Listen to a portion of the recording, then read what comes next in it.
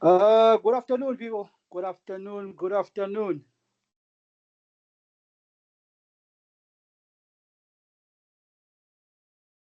Good evening, sir.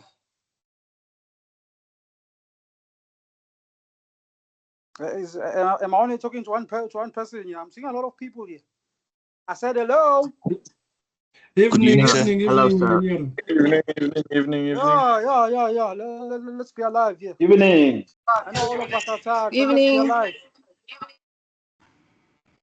Right. I hope all of you are doing good.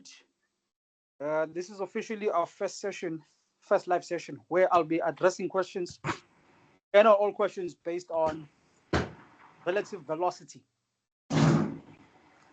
Right. I did say the meeting will begin at 7 p.m. sharp. Share the meeting early.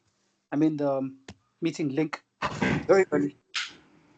So we can begin. I did send a lot of videos based on relative velocity. Shared worked exercises, but for your convenience, so that you'll be able to um, check your answers against, or check your solutions against mine.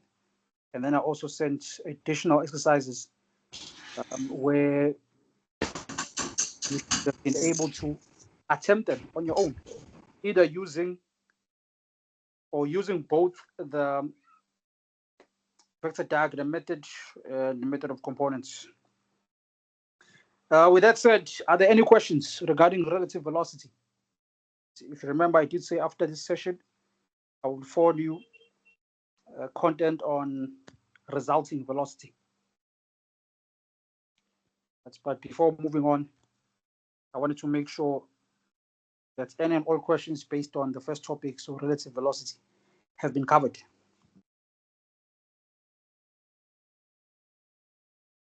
So any questions on relative velocity? Confirm you have watched all the content that I sent in the group. Hi there, sir. Can you hear me? Yes. I just wanted to know, um,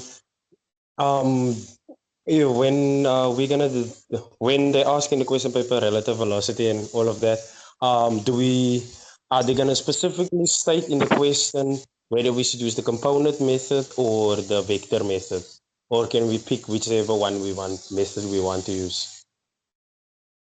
They could ask you, or they could suggest which method to use.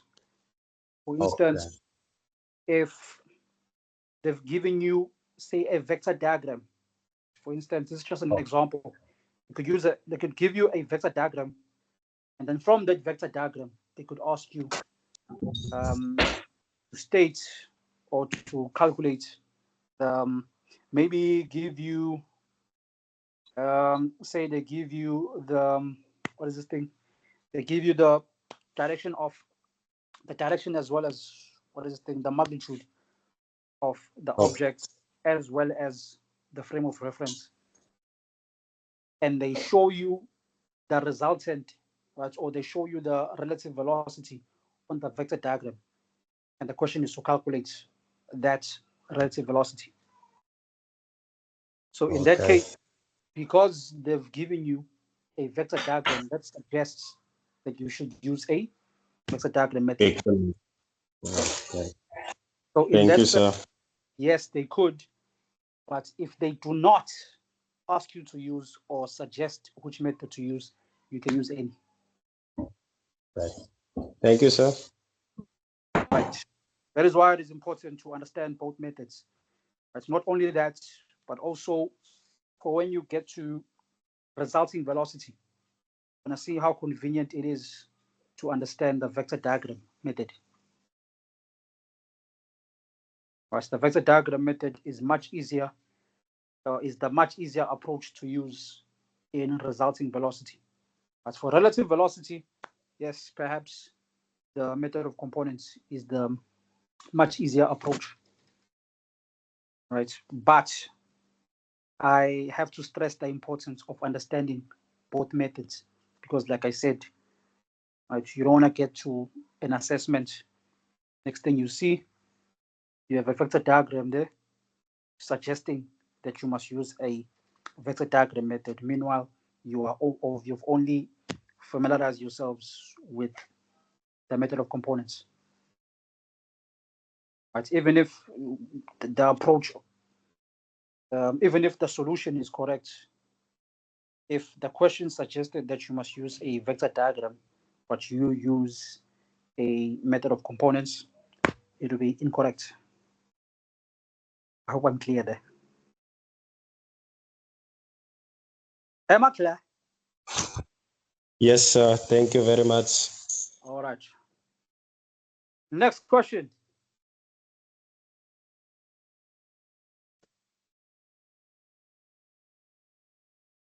So the absence of questions, is it because people understand relative velocity, or is it because people haven't quite watched the videos I've already shared in the group?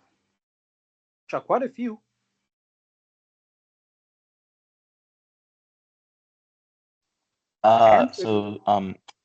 Sir? I'm saying answer me, asking you a question. So all of you. I'm listening. I don't know about everyone else, but I did watch some, but not all of them yet. So. Okay, so from the videos that you watched, have they been a great help to you? Has it helping you to understand relative velocity? Where are you regarding relative velocity? As far as you understand. So understanding, I got most of it relative, I guess. Right, I can accept that. What about the others?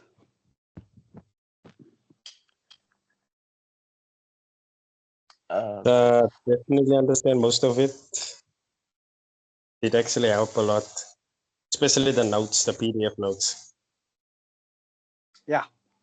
The PDF notes did help. But maybe if you can, the parallelogram method, if you can just like, because somehow I'm struggling. I can do the components method, but all right. Yeah, I get a little bit confused with that one. All right, let's see. Maybe maybe if you can just take one example that you can go through it, maybe it can assist as well, especially the parallelogram method. Thank you. All right, that's fine. We can do one. So I'll explain this one. I'll explain this one now. Before we get to, if you don't understand how to approach problems based on relative velocity, it won't matter which method you use. The most important thing here is that you understand how to break down any problem based on relative velocity. That's number one. Number two, then you can get into having to understand which approach to take. But which approach to take, or understanding either of the approaches or understanding both of them, doesn't matter if you do not know how to break down any and all problems based on relative velocity. Right, so I have a few questions for you. This is the one we're going to attempt. Right. Now, let's read the statement. It reads as follows. A fighter plane Q flies at 200. Sorry, sir, can you project? Yes. Forgot to share my screen. All right, so just tell me, share screen.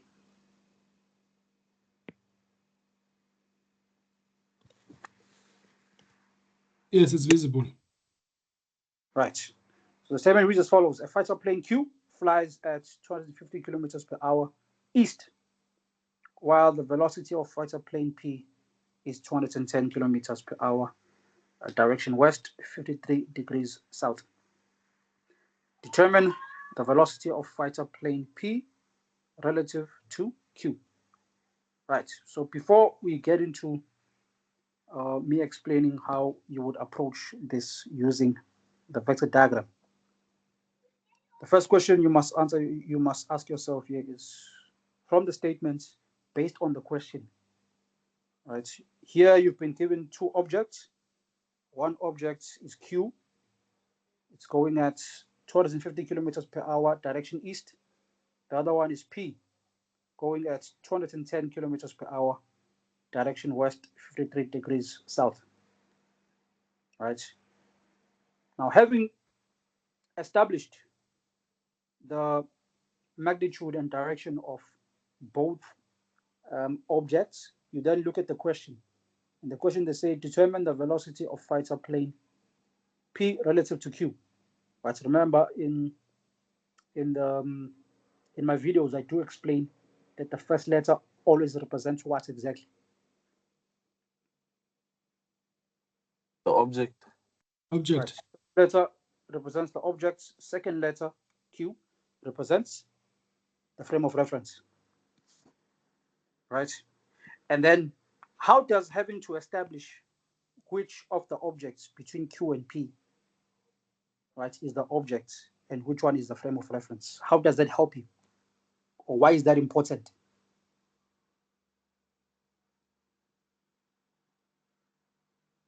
Someone, anyone? Why is it important to establish which of the given objects you are going to take as the objects and which one you have to take as the frame of reference? Why is that important? How does it help us? So isn't it because I think of you will get because of the objects? directions? Okay, the first person, go. Isn't it I think it's because because the of the object directions. The first Alright, person. now it's time. Okay, second person. Is Go, second person. I think it's because of the directions. But what about the directions? If you use the object, then you maybe get a positive direction. It should be a negative. Okay, not quite. First person, go. The direction of the frame of reference must be in the opposite direction as given. Okay, so state it again. Say the frame of reference of flight plane P is south and you choose Q as your object, then Q is east. Then Q will be east, but P will then be south north in the opposite direction. South north in the opposite direction. Okay, let's talk about this one here. So with this one, P is the object, Q is the frame of reference. So how does that affect the direction? Right. Don't give us an hypothetical. Give us with this one. With this one. So how does identifying that P is the object and identifying that Q is the frame of reference, how does that help us? Go. P is now going to be drawn west 53 south, right, on your Cartesian plan. And then because Q is east, Q now needs to go west. Yes, okay, that is 100% correct. So what you're saying is that the object that you have identified as the object as per the question, right? You draw the object in the same direction that you've been given. So because P is the object, right, it means you are going to draw P in the given direction. And then the frame of reference, you draw in a direction that is opposite what you've been given. Very important. Right? If you do not have that understanding, then it doesn't, the approach you use won't matter. But that is why it is important to understand this part, why it is important for in relative velocity that you are able to identify the object and frame of reference. And the reason is, once you've identified which one is the object and which one is the frame of reference, that tells us which one we are going to draw in the same direction as given, which is the object, and which one we are going to draw in a direction that is opposite that's been given, which is the frame of reference. So that is correct. Do we understand each other here? Yes, sir. Where are the others? Where are the others? Do we understand each other here? Yes, sir. Yes, sir. Yes, sir. Yes. So, having identified that P is the object, now we know when you draw the vector diagram, right? However you draw the vector diagram, right? P must head in the same direction as given, which is west, 53 south. And then Q, having identified Q for this question specifically as being the frame of reference, we need to draw it in a direction that is opposite the one that's been given. So the given is east, so we are going to draw it headed west. Now, how you approach your vector diagram, right, or the easiest way of approaching your vector diagram, right, if you've been given two objects, like in this case, yes? All right. Now here we've identified the object, which is P.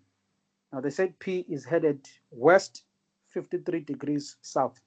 Now take note, if your direction is in a certain quadrant, right, regardless of which quadrant it is, if it is in a certain quadrant, the first direction, right, represents where this angle is referenced from. And then the second direction represents essentially where the object is headed. So meaningly, west being the first letter here means that the 53 degrees is referenced from west, and west is on the x-axis. Are we together here? Yes, sir. Yes, Yes, sir. So that means that this here, right, this represents P, right? It means that it is headed west. The angle is 53 degrees in which direction? South. Am I making sense here? Yes. Yes. Right. Hence, in drawing your vector diagram, the first vector that you would draw here is this one. Right. This is the easiest way. So I'm explaining the easiest way of drawing your vector diagram, as opposed to having to use a parallelogram. Right. A parallelogram is a bit more difficult to draw. Right. A vector diagram like this one, where you just show three vectors, right, is much easier to draw because one, you do not need to be accurate in drawing, meaning that you don't necessarily have to use a scale. Right, you don't necessarily have to use a scale for this, the vector diagram, right, for it to be accurate. Right, so you draw this heading in the same direction as given, which is in this quadrant. Right, so that's your first vector. The second vector, you start drawing from where your first vector ended. So if this is the first vector, which is the object, it begins at the center, it ends there. Right. From where it ends, you then start drawing your second vector, which is the frame of reference. And that you do by, where's this thing? By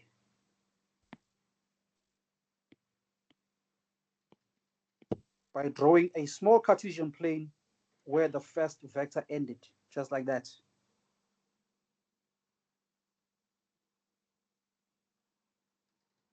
Am I clear? Yes.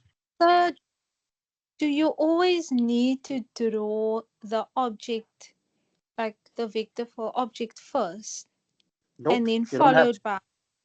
Nope. So how do You do you not know have to. sometimes one? Second.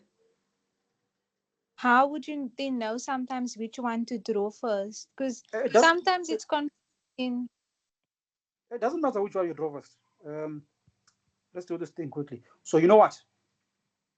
Let's draw a vector diagram starting with the frame of reference. Watch for the same problem. Right? Okay. You will understand essentially where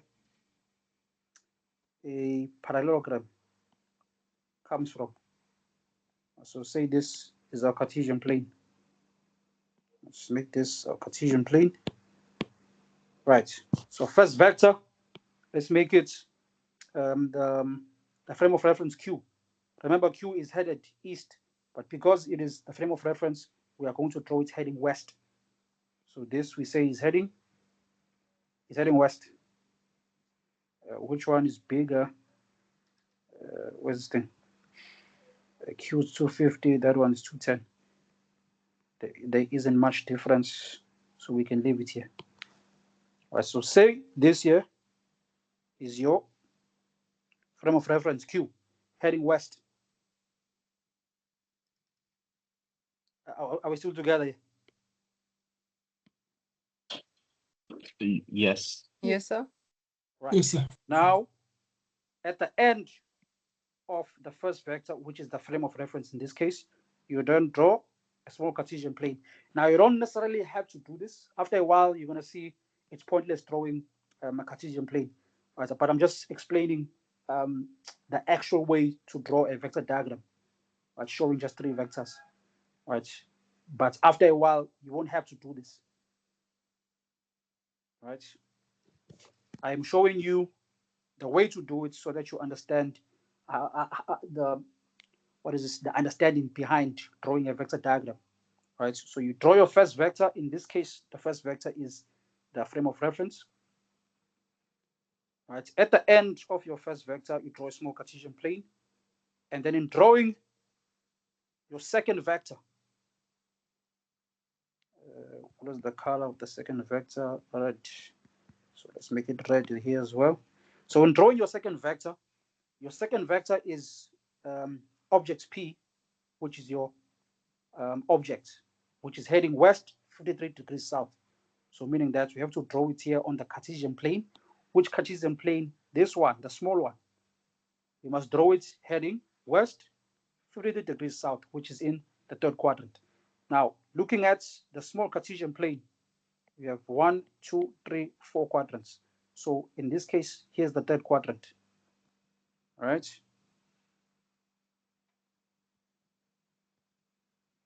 Right. So we know that P is in the 3rd quadrant, heading west. It's heading west. Heading west, 53 degrees south, which is say somewhere here.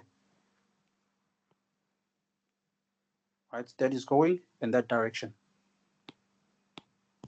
Are we still together here? Yes, sir. Yes, sir. Yes.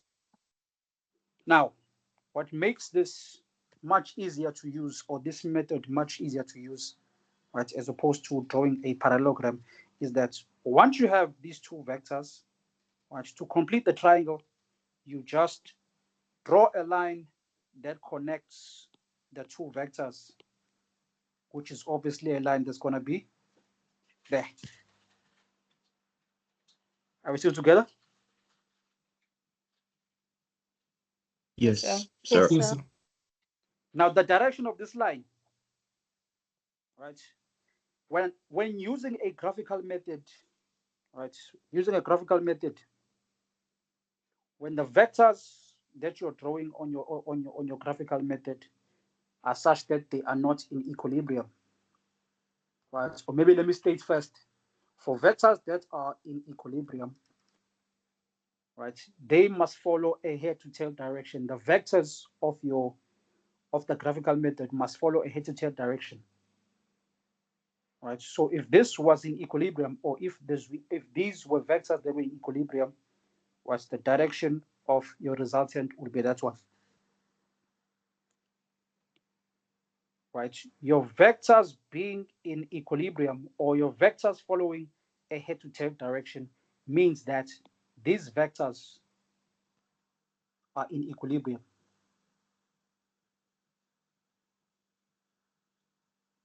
Right? But when your vectors are not in equilibrium, then you must make certain that the line that represents the resultant goes in a direction that opposes head to tail. So this and that vector follow head to tail, and then this one, being that the resultant, must not follow head to tail. That is how you determine the direction of your resultant, essentially.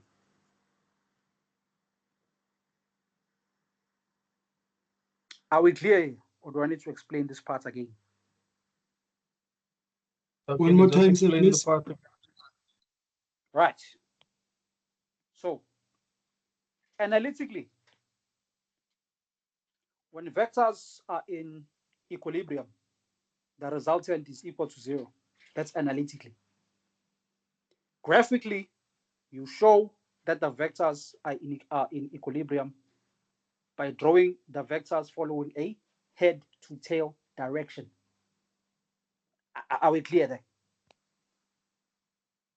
Yes. Yes, sir. Right. If the vectors are in equilibrium, you show that graphically by drawing the vectors following a head-to-tail direction. If the vectors are not in equilibrium, so meaningly the resultant is not equal to 0, it's more than 0, then you show that graphically by making certain that the resultant does not follow a head-to-tail direction like the other vectors. Now, if you look at these two vectors, right, they are clearly following a head-to-tail direction. And then when it comes to the resultant, because the resultant is more than 0, it is not equal to 0, you have to show that graphically by drawing the resultant in a direction that opposes head to tail. So this one will go in that direction.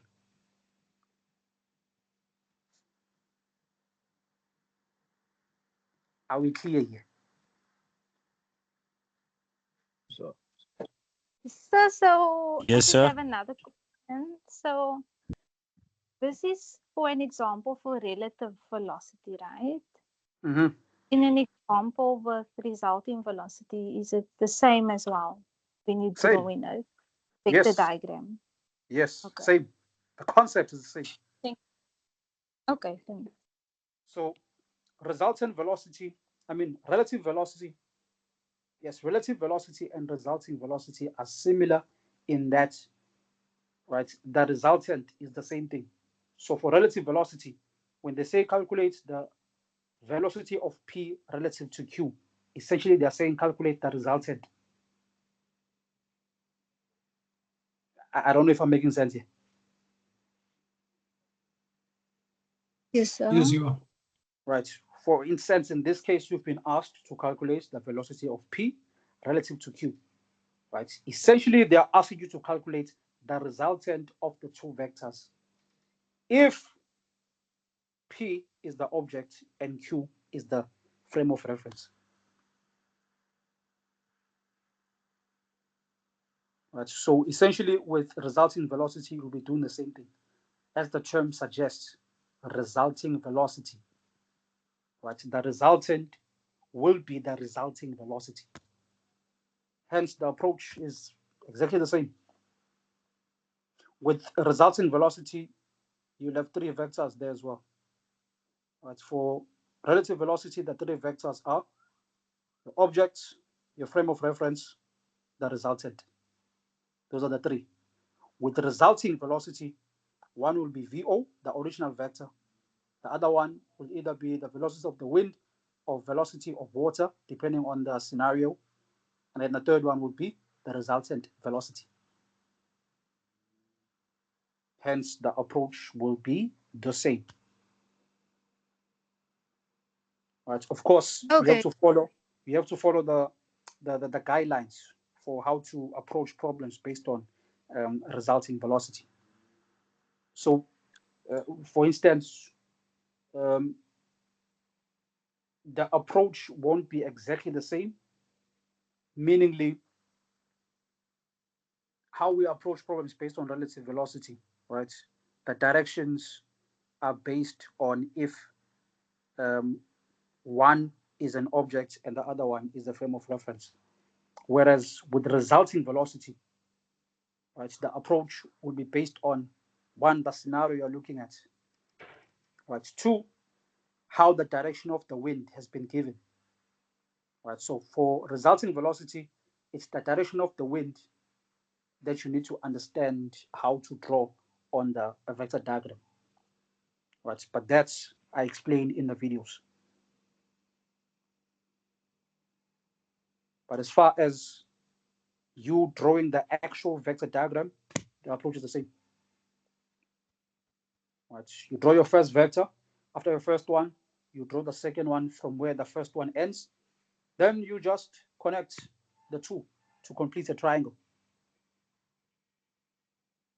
And then as far as direction, right, VO, this is resulting now, resulting velocity. VO and VW follow a head-to-tail direction, and then the resultant, right, goes in a direction that goes against head-to-tail direction, just like with this one. Okay, so because sorry, sometimes when I apologies, sometimes when I draw it on the vector diagram doing resulting, then I don't know, it's so different when I compare it to like the answer sheet. So then even my answer is different versus the answer in the answer sheet. It means you're doing something wrong. Remember what I said when we started this session, that the most important thing isn't quite the approach you're going to use in terms of between the vector diagram or the method of components. What matters is you understanding the concept of the topic. So with the resulting velocity, it is important that you understand how to interpret the vectors that you've been given and how interpreting them helps you in using whatever approach you are going to use, be it the method of components or the vector diagram.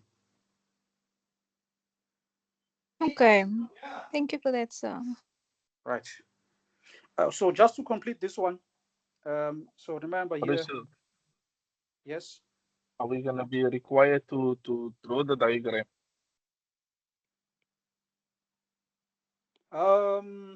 So you could be required. Yes, there are questions where they ask you to draw the vector diagram. Indeed, there are. Right. So there will be questions also where they will give you like the diagram only, and then they will maybe Yes. say determine the velocity. In fact, Of I can tell you right now, free of charge, there is going to be a question like that one in your first assessment. I'm telling you, free of charge. Okay. Right, we're gonna take it, sir. We're gonna take it. There's gonna be a question exactly like that one in the assessment. See, I've already told you, you can expect such a question. Some of you will get it wrong still. Right, let's finish this one. So we said this is, what is this? VP. So this is VP. VP is, what is it equal to? 210. That's 210. Yeah, that's 210. This is VQ, which is 250, right? Yes. Yes, 250. Now, in drawing your vector diagram, it is also important that you label it. Right? So, for instance, call it A, call it B, call this C. Right. Now, in using the vector diagram, we use it in conjunction with the cosine or sine rule. Right? And whichever rule you use will be based on the angle that you are able to work out on your vector diagram. Right? If the angle you've worked out, or if the angle that you're going to use is, what is this thing? It is, what is this thing called?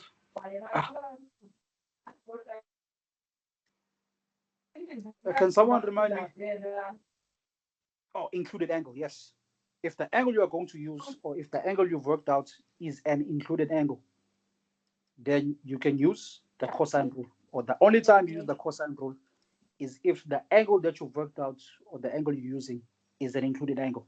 And an included angle is one that is between two known vectors. Right? So for instance here, let's work out at least one of these angles. Right? Now we know that this angle is 53 degrees. Right?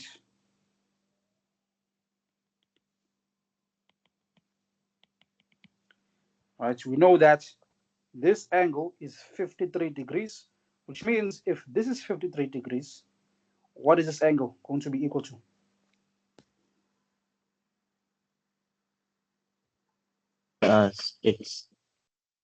It's 90 minus 53, so which is equal 37. 127. 127. It's 127 because it's a 180-degree angle. Oh, so now you are talking about this entire angle. Yes. Right, that's correct. So what they did, the person that just answered here, is that they calculated the angles on a straight line. They said this angle plus this angle is equal to 180. So having known that this is 53 degrees, we can simply say to get this one, to get this angle, you simply say 180 minus the 53, which is 127. So you are able to get this angle, which is, in this case, 127 degrees. Right. And then because the angle that we have is between two known vectors, that makes this an included angle, which means you can use the cosine rule, right, to calculate the resultant, which is this part here. And then, of course, naming your sides, this would be A, that's B, and that's C. And then you use your cosine rule. Very easy.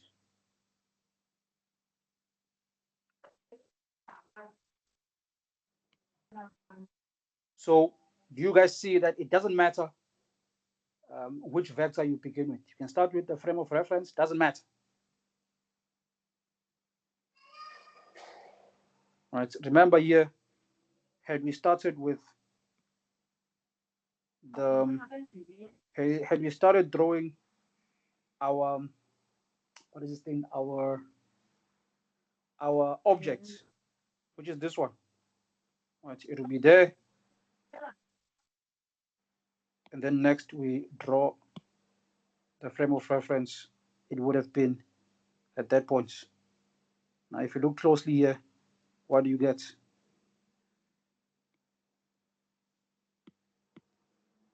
You get a parallelogram.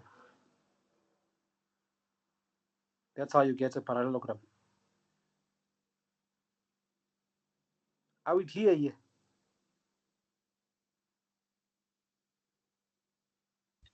Yes, sir. Right. That is why this triangle is equal to this one. Hence, it doesn't matter if you start drawing the object or if you start drawing the frame of reference. What is important is that you know how to draw it. And how you draw it is, you draw your first vector. That is why I keep referring to the first vector as opposed to saying you first draw the object or you first draw the frame of reference. Right. Draw the first vector. At the end of the first vector, you then draw a small Cartesian plane in which you will then draw your second vector. After having drawn your second vector, your third vector you draw by simply connecting the two vectors. And then the direction, it will be such that it opposes head to tail direction. Very easy. Are we clear here?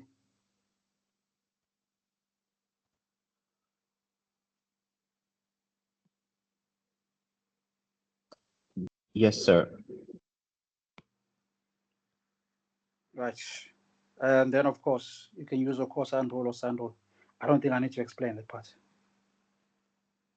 Am I right? Or am I right?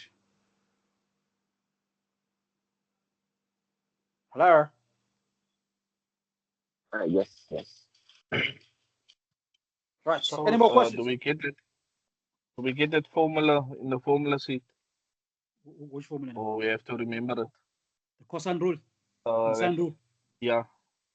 You have to remember it. We have to remember it. Yes. We have to remember it. Yes. You definitely need to remember this.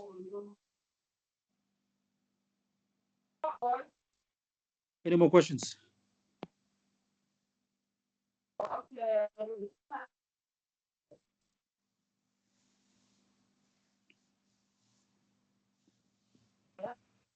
Any more questions? Yes, sir. I think it's still a little bit confusing, sir. But just need to watch the videos again over.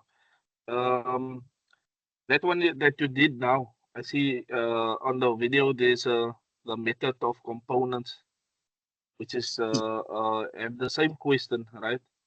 So now, what's so confusing is which how do you know which method to use? Understand? It doesn't matter which method to use. If in the question they haven't specified or they haven't suggested which method to use, it doesn't matter which one you use. So you'll still get the same answer, sir. Always.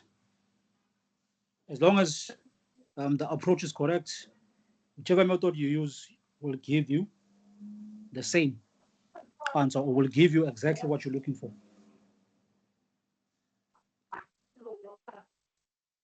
Right. So the most important part here is having to identify if the question suggests which method to use. If the question doesn't suggest, then you can use any method. Either of the methods is going to give you the same. Yes, I understand, sir. So that one that we did now, and compare that one with the method of components. I see on this one, we work out also the resultant and also the angle.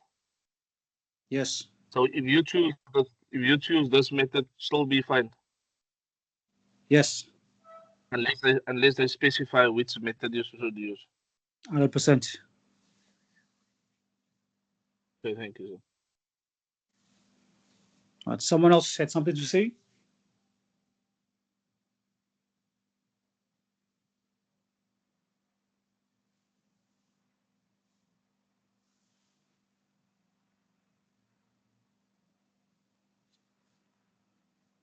Hello. So, can you do one on the non-parallel vectors, please, man? Non-parallel vectors. That's the one we just looked at just now. Oh, I'm lying. Non-parallel vectors. Yeah, in fact, it is. The one we just looked at is on non-parallel vectors. Or did you mean on parallel vectors?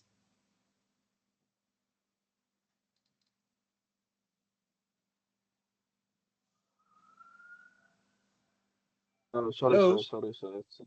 Yes, it's fine. Yeah, this is on non-parallel vectors that we just looked at. The one on parallel vectors, it's also quite easy. I believe I did share it in the group.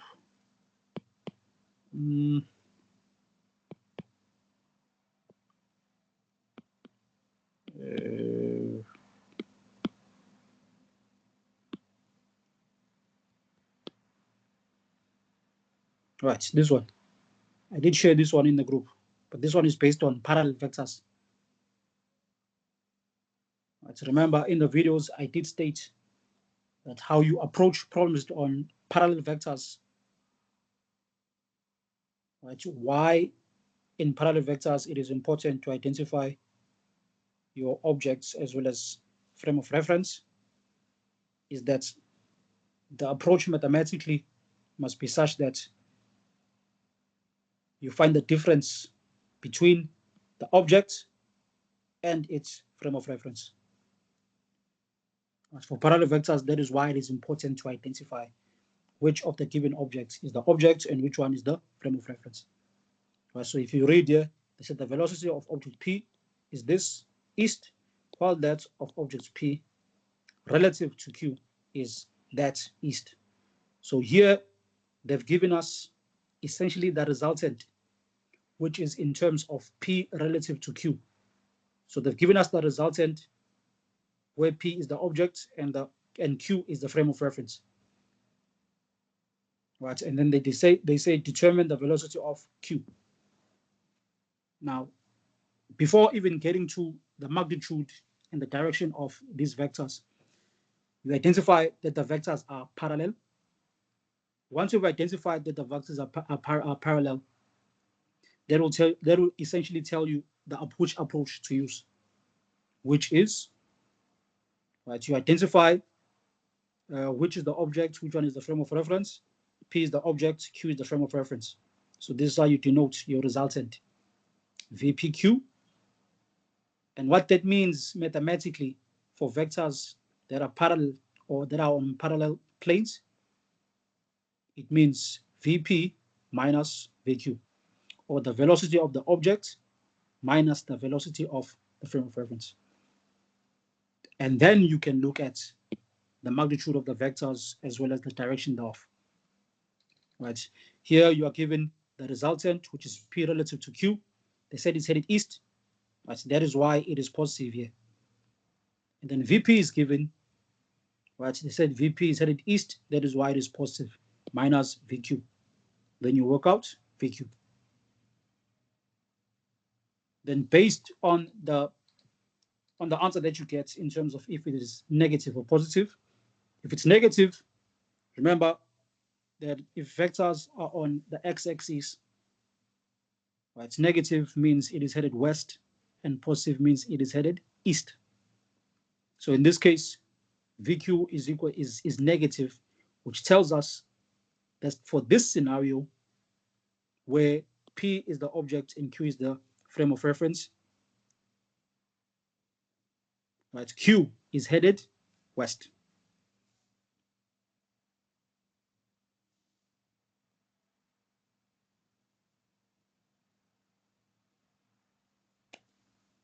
Did I make myself clear there? Yes, sir.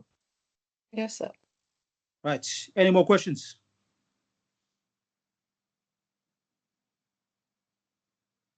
Sorry, sir. Yes, Number sir, I see that. 1.2, sir. That's the. Mm-hmm. Sorry, sir. On non-parallel vectors, the number 1.2. That's the one I'm struggling with, sir. Number? Type number 1.2, sir. Non-parallel vectors. Is this the textbook or the? As one of the sir gave us in the group. All right. This is relative velocity. 1.2. The two speedboats, sir. The two speedboats, sir. They travel simultaneously, sir. Okay, just check the page. Just check the page there. Yes, sir.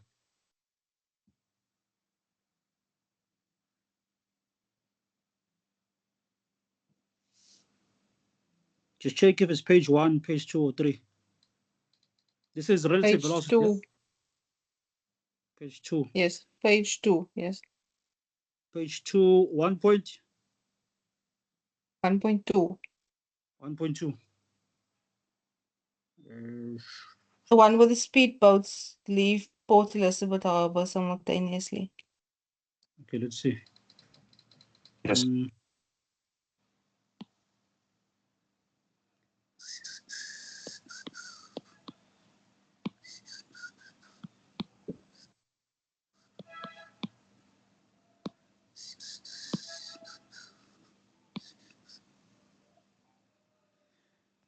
Page 2, 1.2, speedboats.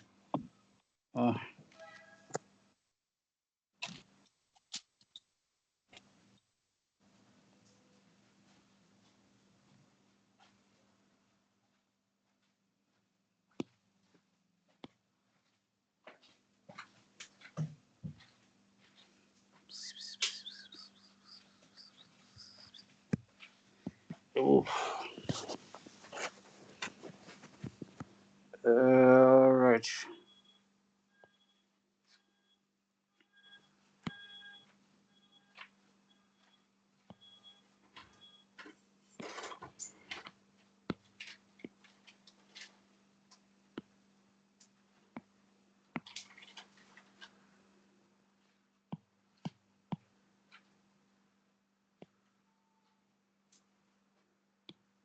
Right, 2 speedboats leave Port Elizabeth Harbor simultaneously. Boat Q travels south at 104 kilometers per hour. Boat P travels southwest at 127 kilometers per hour. Calculate velocity of Q relative to the velocity of boat P in magnitude and direction. Right, very easy. Easy peasy. So the question is here, calculate P relative to, or they said Q. So they said calculate Q relative to P. Right, which means Q is the object and P is the frame of reference. Now you go to your vector diagram. Let's draw your Cartesian plane.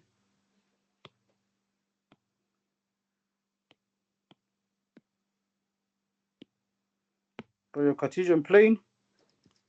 Now we know Q is headed, we know Q is the object, so we are going to draw Q here on the Cartesian plane in the same direction as the one that's been given. Right, so you look at Q, Q travels south, right? So because as per the statement, Q travels south and Q for this scenario is the object, it means we are going to draw Q headed south.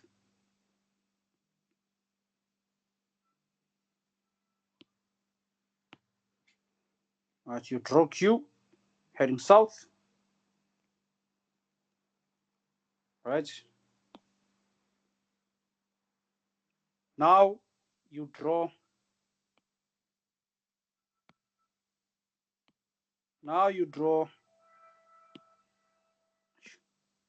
okay. Now you draw vector P, which in this scenario is the frame of reference. So we need to draw in a direction that's opposite what you've been given. What's opposite of southwest? Northeast. Northeast. Northeast. Right? Which means, right, after having drawn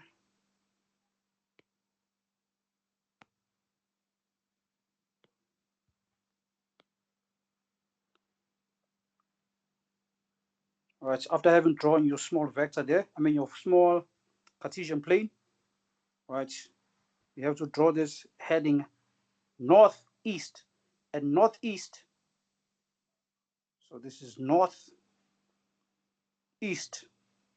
as northeast is somewhere here, right, at 45, say 45 degrees, right?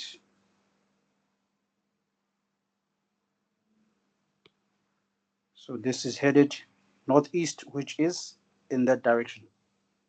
And then all you do is connect the two vectors. And then you draw your resultant headed in a direction opposite head to tail, which is in that direction. You want to talk about very easy. And then this here, you said is Q. So VQ, what is that equal to? 104.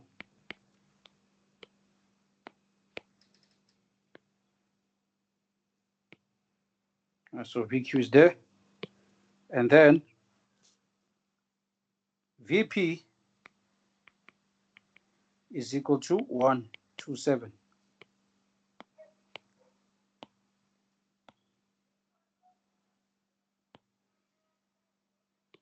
Right. And then, of course, this represents VQP.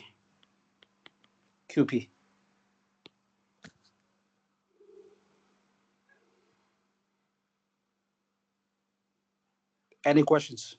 Or you want us to do the whole thing? Yes, please, Excellent sir. completed, sir. Right. Now, as far as the angle, right, we're looking for VQP. So which angle do we have here? Remember, this is headed south, so it's parallel with the y-axis. This one is headed northeast. Northeast is the same as north 45 east. So when the direction has been given like this, just know the angle between the two directions is always 45 degrees. Are we clear? Yes. Yes, sir. Right. So which means if this angle, or in fact, we said northeast, so this angle is equal to what? 45. Exactly. So this angle is 45 degrees. So this angle is 45 degrees. Right. If that angle is 45 degrees, right, or if this is the angle we have, you then look at if the angle is an included angle. Right. The angle is an included angle. Why? Because it is between two known vectors, which means we can use the cosine rule here. Right. So you can call this A, call that B, call that C. So this would be B, this would be A, that would be C. Now you use your cosine rule. Cosine rule is the side you're looking for. We're looking for this side, which is the resultant, which we've named as A. So we can say this is A squared is equal to, so B squared plus C squared minus 2BC times cos the angle that you have, which is cos A. There will always be a correlation between the side you're looking for and the angle that you have. That's one of the ways you can check if the way you've written your cosine rule is correct. The correlation between these two, the side and the angle. Are we clear?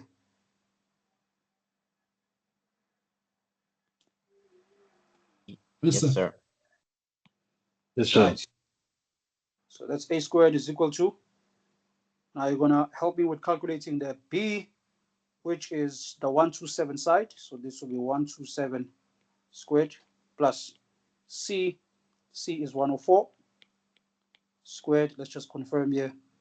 Yes, 104 minus 2 into B, which is 127 times C, which is 104 times cos A. A is 45 degrees. Now punch this entire thing in your calculators and tell me what you get.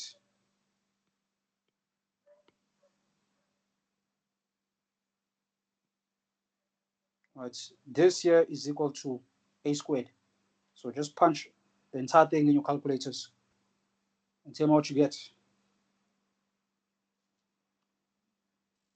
8266.067.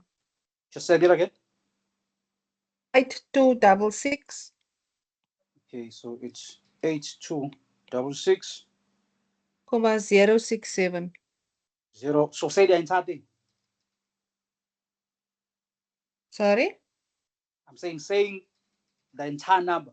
Do not round off to 3 decimal places. Okay, but I now already went all the way now. 8266.067. 67. So this is the entire number. You haven't rounded off to 3 decimal places.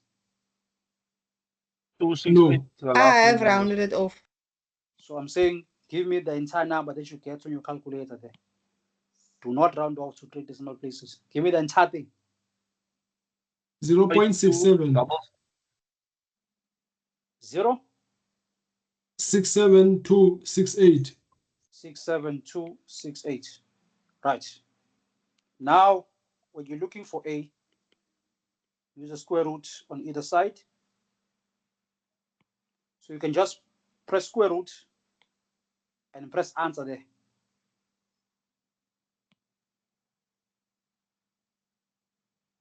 And what do you get? What is A equal to? 90.918. 90.918. It's rounded off. 918. It's fine, because this is the final answer. So 918, is this in kilometers? Yes, kilometers per hour. So that's kilometers per hour. Right. Now remember that you also have to get the direction. They don't necessarily have to tell you to calculate the magnitude and direction. Right. For kinematics, resulting and relative velocity, whenever you have to calculate a vector, you must state both the magnitude and direction.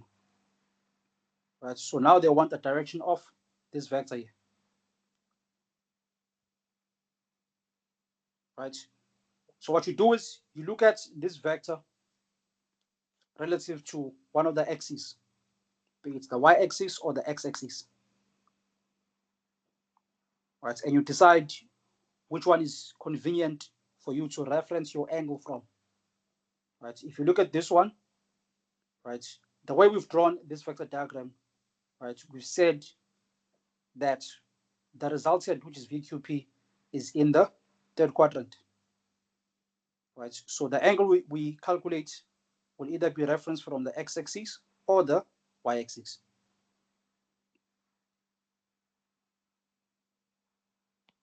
Right. So what you do is, we already have which angle? We have this angle. Right. We now have all the sides. Right. This is the angle that is most convenient for us to calculate. Right. So how do you calculate this angle? Using which rule? The sine rule, sir? Using the sine rule. Right. So using the sine rule, we're looking for this angle, which is part of the triangle, which is angle B. So now you say sine B divided by side B is equal to the side and angle that we have. We have side A. We also have angle A. So we say here sine A divided by side A. All right, so then this becomes sine B. Now remember, we're looking for this angle B. So you have to get rid of this. You also have to get rid of sine. So you multiply by B both sides, hence getting rid of this B. And then this becomes sine B is equal to B times sine A divided by side A. And then to make B the subject, or angle B the subject of the formula, this will then become angle B is equal to arcsine of this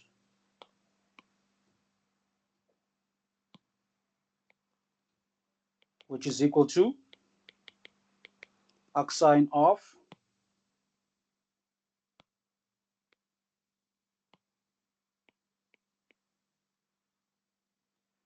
arcsine of B, which is equal to side B is, what's side B here? It's 127. Are we in agreement? Hello? Yes, sir.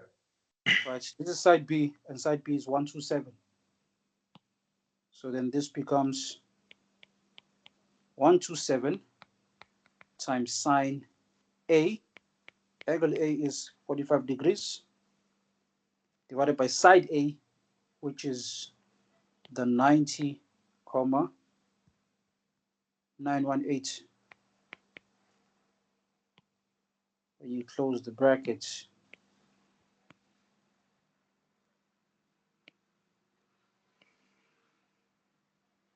So close the bracket. Now you can punch this in your calculators and tell us what you get. What is angle B equal to? So punch this in your calculators.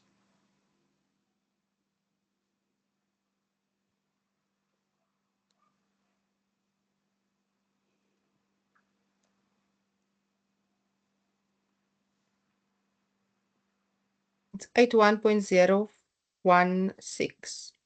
It's 81 H1, comma 016 016 degrees. degrees. Right? Yes. Now, according to the angle that we would reference from the y-axis to get the direction of VQP, right? If you look at this vector diagram, it is equivalent to angle B. Are we in agreement here? Remember I said, in terms of your direction, your angle will either be referenced from the x-axis or your angle will be referenced from the y-axis, right? And then I said, it is convenient to reference our angle from the y-axis. Why? Because the angle that is referenced from the y-axis is part of the vector diagram, which is B in this case, or angle B. Right. So here, essentially, the angle referenced from the y-axis is equal to angle B, which is 81,016 degrees. Right. That's the angle, meaning that V, this is VQP, meaning that VQP is equal to the 90,918 kilometers per hour. Direction. And remember with your direction, right? If your vector isn't parallel to either of the axes, so it's oblique, right? It's in one of the quadrants. You have to reference your angle either from the x or y axis. The angle that we have is a reference from the y axis.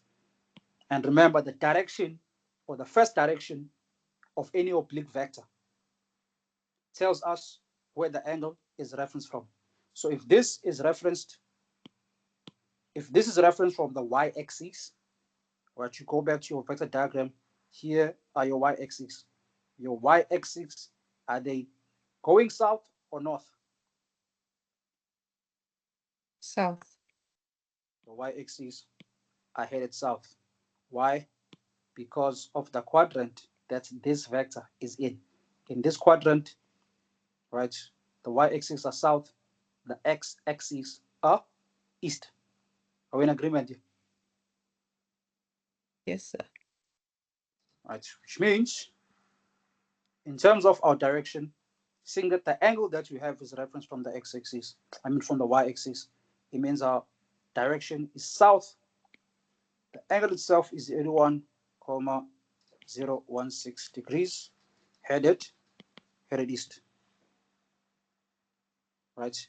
Had we calculated the angle reference from the y-axis, from the x-axis instead, then you would say 90 minus the 81,016.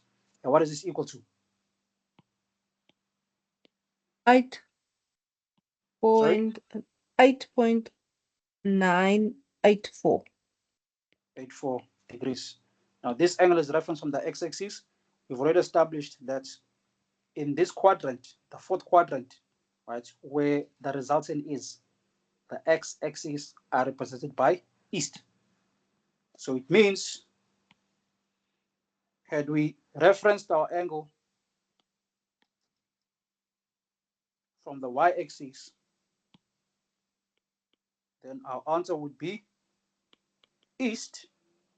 The angle reference from east is 8,984 degrees, headed south. Right, either one of these will suffice.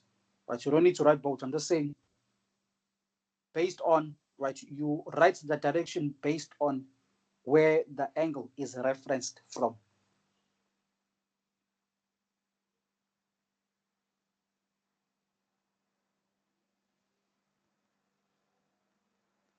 Are we clear here?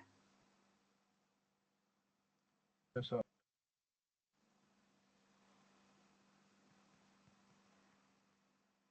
Right. So just grasp the basics here. You grasp the basics, this becomes very easy. It's very easy. That's why I like starting with this module, because it's easy marks. Very easy.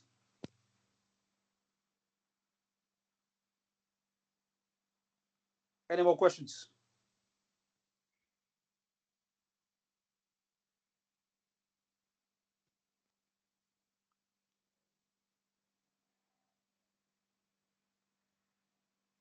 Any more questions going once? Any more questions going twice? All right, we're done. So is this the only module we will be covering for the test one? Kinematics. So topics under kinematics is relative velocity, resulting velocity, and what's the other one? Projectiles. So projectile motion. But your test will be based on one module, kinematics.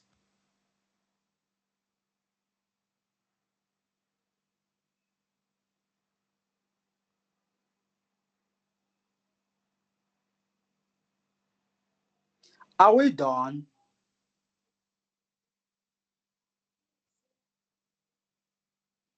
Yes, sir, for now. You sorry, sir. Is there other videos on the other topics? Of course. I'm gonna share that Will with the be group. sending it? Yes, of course. Okay, no problem. Thank you. Right. Any more questions? Is gonna send after this class now the PDFs of the other topics in kinematics. Sorry?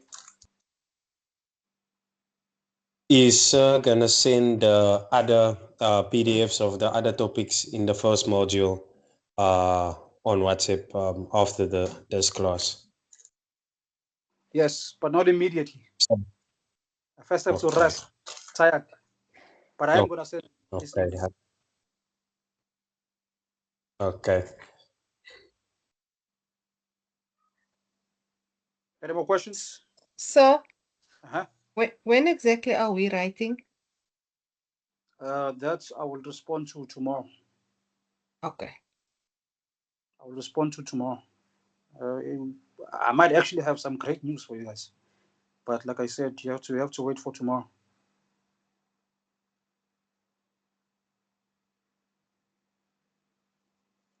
Nah. Okay. Any more questions? So Yes. that updated PDF of the updated assessment dates and times, that is not the final one. No, it's not. I thought Okay. it was, because that's the those are the dates. Those are the dates of assessments that they shared with us. But we had a discussion. The discussion is ongoing, and then once that discussion is final, I will tell you what the final decision is tomorrow. Does that go the same with the maths info as well? Are they also subjects. discussing that as All subjects. all subjects? Yes. Okay. Thank you, sir. So the decision is going to affect all subjects. But we will communicate tomorrow. Okay, sir. Right. Right. Any more questions? And one other thing, sir, just for confirmation, are we going to have classes on Monday and Thursday or only Thursdays? Only Thursdays. So this was a bonus class kind of thing. Yes. Because as things stand, your assessment is next week. Right. So I wanted to make sure I cover this part. And then on Thursday, I think you would have had enough time between now and Thursday to do as many exercises based on the other two topics. So resulting velocity and projectile motion.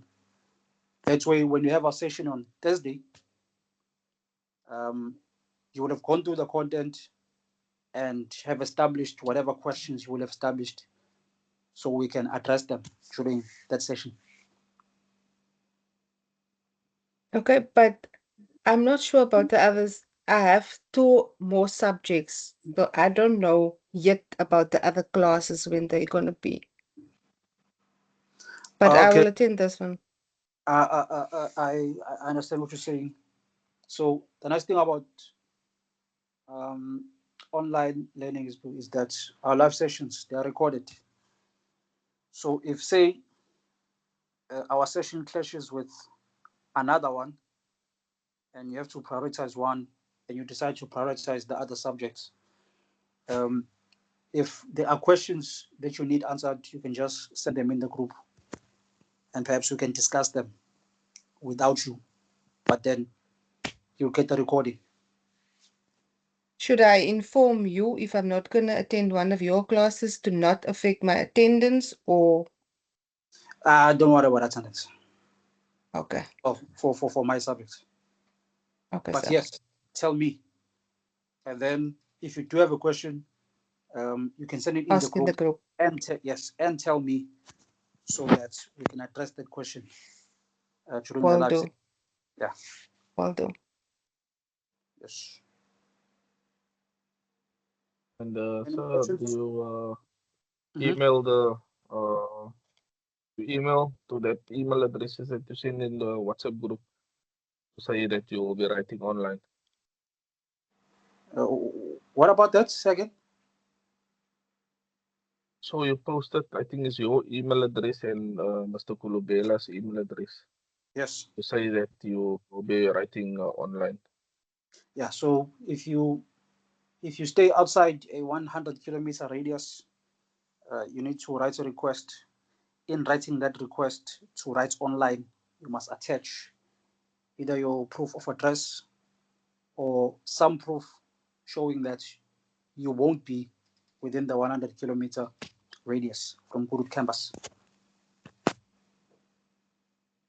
I understand, but if you stay in the 100 radius, but you're not in Cape Town, you will write online. So if you're not in Cape Town, you must provide proof that you're not in Cape Town. That's what I'm saying. okay, because I work on sea, so You I can get a flight letter. details or letter flight from. details, fine. Yes, anything, something. Okay. Yeah.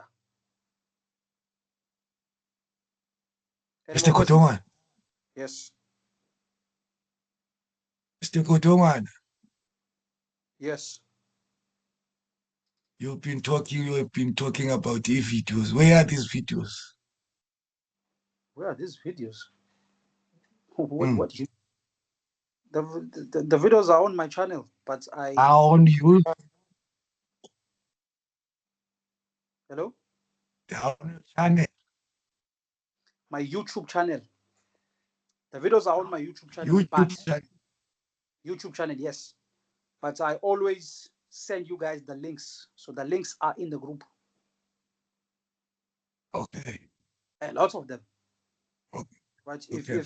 if maybe you join the group after I had sent all the content, just check.